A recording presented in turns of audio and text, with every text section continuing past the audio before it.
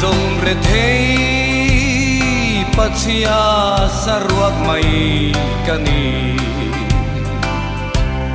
Sile ven tra Zoi tu reka neilo Ma se katla Tham lalpan narhia Ebenezer Katla amuangani Kafakam se Kafak se lang se Imal som na Kadon som vahia Kama mo en kim shatu inisi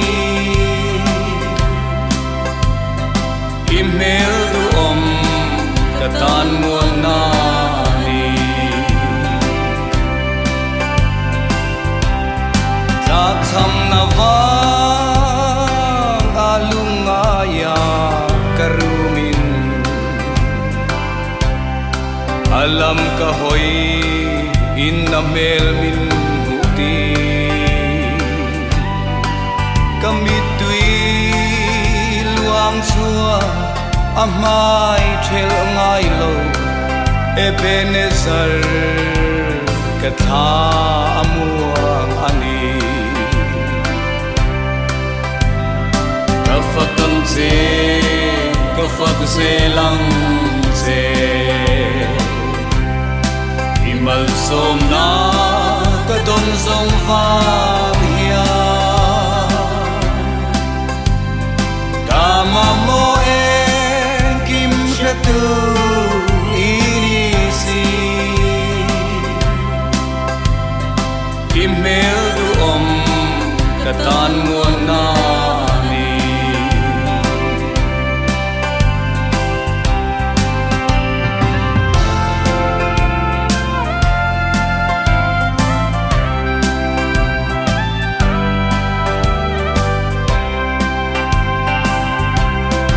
Unko hara Chan Phuahtu re nei lova Saphang le mang anga karum lain Min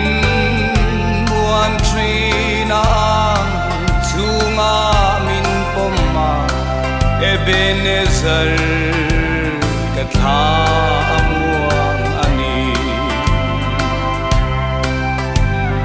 Kafakam se Kafak se lang se Imal som na Kadon som vahia Kama mo en kim shatu inisi Imel du katan muan nani